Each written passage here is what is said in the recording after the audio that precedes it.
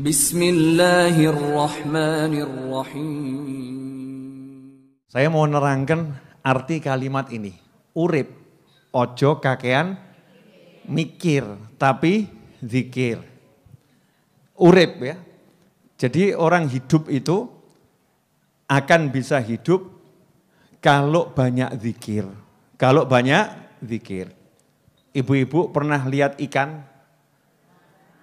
Pernah ikan keluar dari air gitu, tergeletak di daratan, kelepek, ya, tergelepar gitu ya. Ikannya bergerak-gerak, terus lama-lama diem ya. Diem belum tentu mati loh, sebentar. Cok kesusuk mati ya. Diem dulu ya. Diem, terus lama-lama mati. Ya lama-lama mati. Nah manusia yang tidak zikir seperti ikan yang keluar dari akuarium, ikan yang keluar dari sungai, ikan yang keluar dari laut, terletak di daratan tanpa air. Itu manusia yang tidak mau zikir. Akhirnya gimana? Ya tergelepar-gelepar tadi. Kelepek. Iya, bingung hidupnya, gak akan mendapatkan kenyamanan, gak akan mendapatkan ketenangan, gak akan mendapatkan kesenangan. Sehingga hidupnya hanya fokus mikirkan dirinya sendiri. Biar aku urip. Wong urip kok mikir urip, kan bodoh. Paham ya? Tapi coba kalau ikan ada di dalam air, Masya Allah, gak mikir rambekan. Betul ya?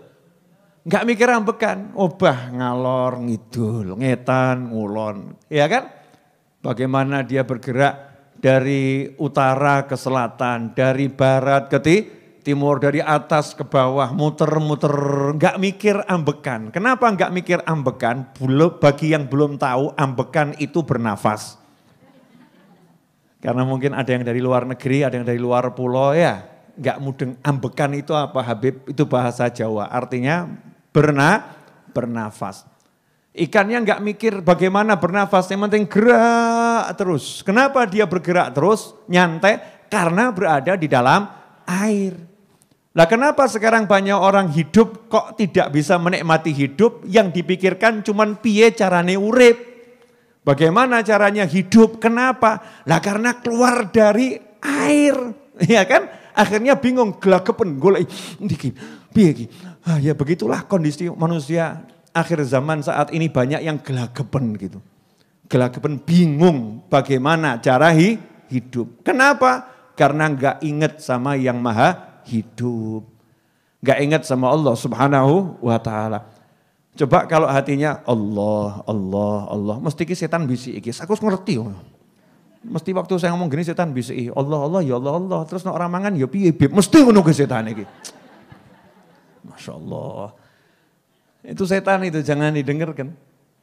Orang kalau udah hatinya Allah, hatinya ingat sama Allah Ta'ala, tenang. Beb, tapi saya lapar, ya poso. Gitu aja kok repot. Nabi Muhammad SAW kalau memang tidak ada yang dimakan, Rasulullah berpuasa. Dan orang kalau poso itu kalau buka seneng, mesti ngomong, tidak ada yang buat berbuka, alah ngapusi. Gak mungkin gak ada yang bisa berbuat buka. Banyak yang bisa digunakan untuk berbuka, alal aqal minimal minum air, betul ya? Indonesia turah-turah banyu, Indonesia turah-turah air. Dan sesusah-susahnya hidup di negara kita, alhamdulillah tidak susah. Masya Allah, datang saja ke pengajian Majelis Ar-Raudhah, mesti untuk roti. Betul kan ya? Sesusah-susahnya hidup di negara kita, yang ngaku susah-susah itu ya. Pergi ke pengajiannya habaib kiai, di situ dapat makan. Jumat malam Sabtu roti, air, kopi, nasi bungkus, Masya Allah. Ya kalau keduman gak keduman nasib. Namanya belum rezeki. Tapi kan banyak yang seperti itu. Di mana-mana itu orang pada bagi makan. Kalau sampai kelaparan mungkin kitanya yang gak mau obah. Kitanya gak mau bergerak. Kitanya kurang ingat sama Allah subhanahu wa ta'ala. Nah, kenapa saya ngomong seperti ini? Untuk nyadarkan diri saya sendiri. Pokoknya kalau mau senang, mau tenang, ya masuk ke dalam air kalau jadi ikan. Kalau manusia ya bergerak di daratan. Maksudnya hiduplah sebagaimana kamu harus hidup. Nah kalau jadi manusia itu hidupnya apa? Wa ma khalaqtul jinna wal insa illa liya'budun. Tidak aku ciptakan jin dan manusia kecuali untuk beribadah, ngabdi sama aku, bukan yang lain. Jenengan diciptakan untuk sholat, diciptakan untuk puasa, diciptakan untuk baca Al-Quran, diciptakan untuk zikir Allah, Allah, Allah, la ilaha illallah, Muhammadur Rasulullah, Allahumma salli ala Sayyidina Muhammadin wa ala alihi wa sahbihi wa sallim. Ya Rabbana, Ya Allah, Ya Rahman, Ya Rahim, Ya Malik, Ya Kudus. Zikir apapun itu, astagfirullah. Disuruh itu hidup. Istighfar, zikir, baca Al-Quran, sholat, nikmatnya luar biasa. Nanti ujuk-ujuk tak jamin, mati-mati. Ujuk-ujuk mati. Betul kan ya? Tahu-tahu meninggal dunia. Gak keroso, tahu-tahu pindah ke alam lain. Ya itulah hidup. Jangan sampai waktu kita habis buat cari duit, obah saja. Makanya saya obah nyantai. Pengen dodolan kaos, dodolan kaos. Pengen dodolan kopi, dodolan kopi. Yang penting obah. Hasilnya bagaimana, Beb? Orang urus. Hasil it's not my problem. Ya, bukan urusan saya. Hasil itu adalah bagian dari bagian yang Allah berikan. Allah yang membagi. Hamba itu tugasnya jaluk Allahumma, Allahumma, Allahumma, Allahumma. Dapatnya berapa? Itu urusannya Allah subhanahu wa ta'ala. Tapi kalau minta sama Allah kan senang. Ngaten loh Mbak, sekedap. Jangan mungkin menawi rati bingung. Menawi loh nggih. Ya, maybe you are, maybe. Ya, timbang aku keliru mandek gue ya toh ya. Begini, nanya ya, pernah jatuh cinta? Jadi sekarang gak jatuh cinta lagi? Ya maksudnya pernah jatuh cinta tuh mungkin pas cinta-cinta gitu ya. Orang kalau jatuh cinta itu minta sama kekasihnya, minta saja, dikasih gak dikasih. Jaluk tuh ngomong rasanya penak apa gak penak? Asyiknya, yang, rujak yang. Awan-awan kayak gini panas kok jaluk rujak. Please, rujak yang. Pernah enggak begitu? Berarti kalau enggak pernah ya kebangetan. Ya, manja dalam meminta kepada kekasih itu kan nikmat. Perkara dikasih enggak dikasih, hasil enggak ngurus. Yang penting ngomong jaluk ki penak, betul. Lah baru ngomong minta kepada kekasih yang namanya yaitu entah suami entah istri, ya kaya ngono wujute, getengno, nganyelno, megelno ati gitu kan ya. Modelnya kan masih banyak kesalahan. Itu nikmat. Lantas bagaimana kita minta sama Allah yang maha benar, yang janjinya pasti ditepati, yang maha baik, yang maha mengerti, yang maha sayang, yang maha jaluk kok ora enak gitu ya. Gak entuk rasa apa-apa. Berarti kan hatine awake dhewe retek, butek, reget, Masya Allah. Kakek uget-uget. Dah itu letaknya luar biasa hati kita. Nah makanya dizikiri. Begitu zikir, ojo kakek mikir. Udah tugas saya sholat, udah bisa sholat itu udah rezeki yang luar biasa. Nanti makan bagaimana? Mangan ya tinggal mangap. Yang mau dimakan apa? Ya aja takok karo aku. Yang mau dimakan apa? Banyak yang akan bisa dimakan kalau kita konaah. Habib tapi saya nggak bisa bayar utang, ya rasa mbok bayar. Nanti saya dimarahin, ya ditompo. Namanya dimarahin ya diterima, sabaro. Tapi kan gak enak, jenenge sabar gak enak, no enak syukur. Sabar itu gak enak. Tapi kamu niat bayar hutang, kalau belum bisa ya tinggal ngomong saya belum ada, saya belum bisa. Insya Allah saya akan berjuang terus. Gitu kan hidupnya enak. Orang mikir nyawang, piye ki bayar piye, gak iso bayar engkau piye, iso bayar piye, urip kayak ngono tok gitu. Maaf ya Bu ya, saya ngomongnya begini ya. Ini belak-belakan efek baca WhatsApp ribuan itu. Isinya wong sambat tok itu. Nanti kaos saya berikutnya judulnya begini ya. Ini pelajaran dari supir truk. Cuman saya tak rangkum. Supir truk buat tulisan gitu ya. Saya rangkum jadi pendek. Urip ojo kakean sambat. Selesai. Urip ojo kakean sambat. Enak toh? Nah, ibu-ibu kan ahli sambat. Ahli, pakar ya. Pakar sambat. Masya Allah, itu jemuran nggak garing mambu, itu sambatnya 2 hari bisa nggak rampung itu. Ngumbah kesel-kesel ya ngono, ora lira dijemurno, jemur wengi-wengi ngono ki ya ora dilebokno basah meneh, mambu ngene iki, piye rugi Masya Allah, 2 hari sambatnya, hadir orangnya. Nah itu semua gara-gara apa ini loh, kurang zikir, kaken mikir. Tapi kalau zikir terus Masya Allah nikmatnya luar biasa, nyantai.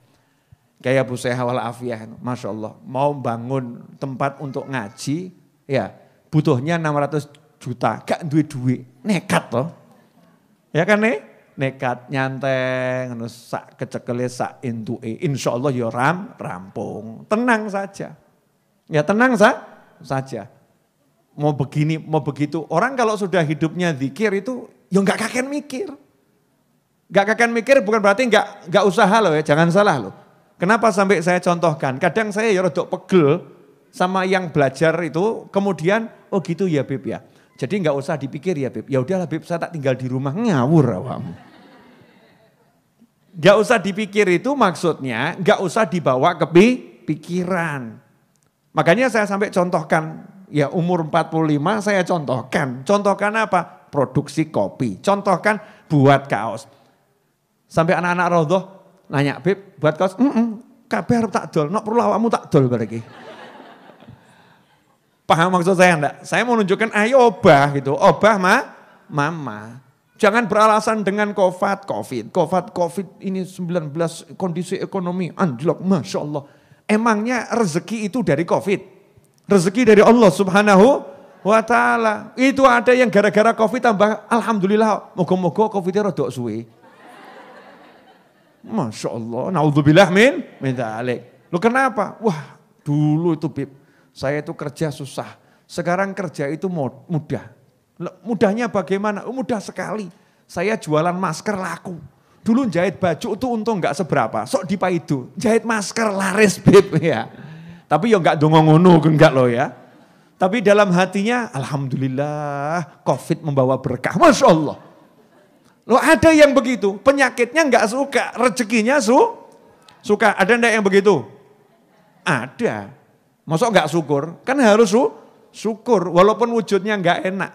Contoh Bu, ada tetangga jenengan jarak 200 meter rumahnya kebakar. Itu enak enggak buat tetangganya?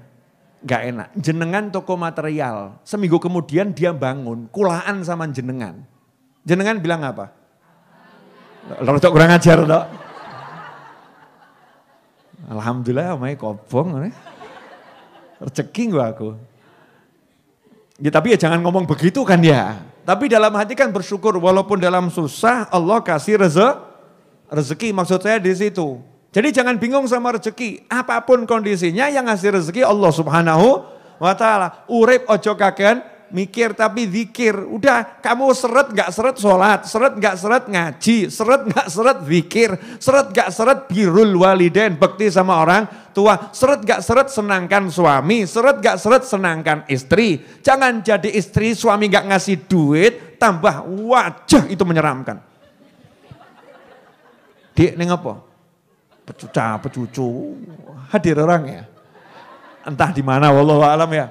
Pecuca, akhirnya suaminya sudah capek, udah stres, pulang ke rumah butuhnya hiburan, ketemu wajah yang menyeramkan. Aduh, dongo, Allahumma ya Rabb, jadikan istriku solihah, kalau tidak segera berangkatkan dia ke alam baka. Masya Allah, ngeri.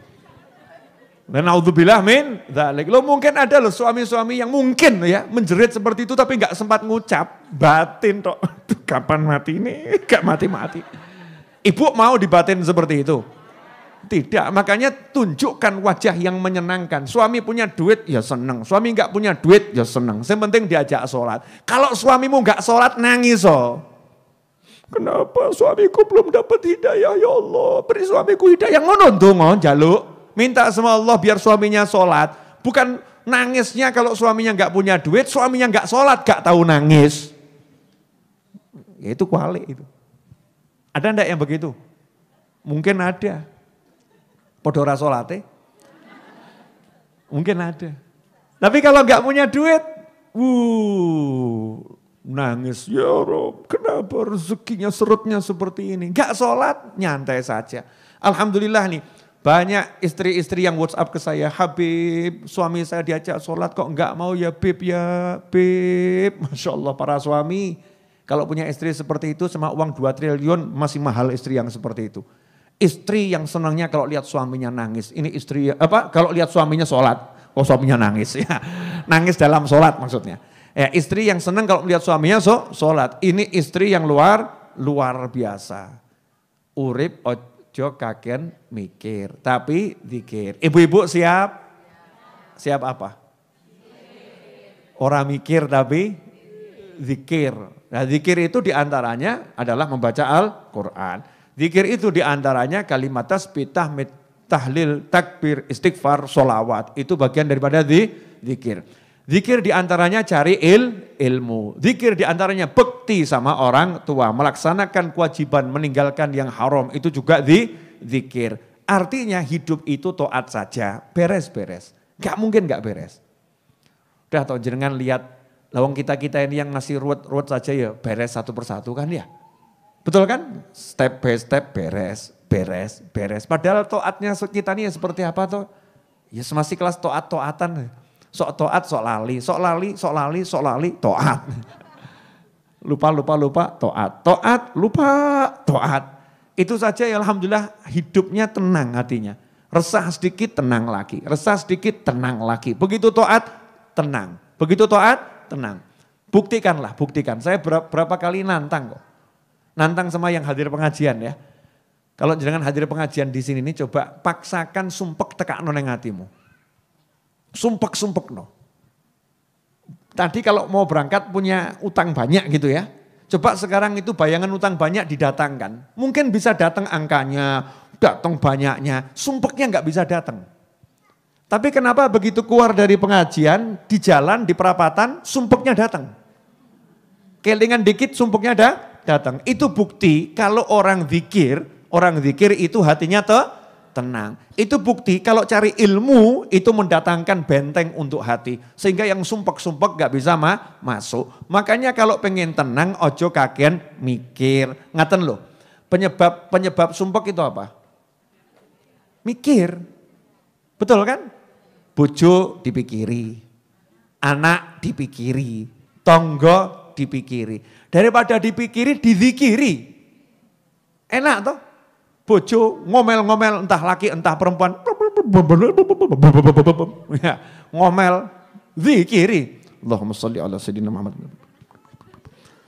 Suaminya nanya, komat-kamit ngopo? Gak apa-apa mas, gak apa-apa. Lapor nih suaminya sama tetangganya waktu curhat. Istri saya itu saya marahi, diem tapi komat-kamit. Ngopo kuwi? Hati-hati kuwi. Diwiriti kuwi. Mbok medeni. Ngerti-ngerti kowe glundung, setruk, mbuh ya. Hati-hati bojo ngono ki medeni. Ketoke meneng tapi sekti kuwi. Hati-hati, masyaallah. Pulang langsung suaminya, "Dik, butuh apa?" Itu sektinya istri yang komat kamit. Begitu juga kalau suami diem tok, hati-hati Mbak. Jenengan suaminya diem tok. Meneng tok. Wah, ini zikir Allahumma.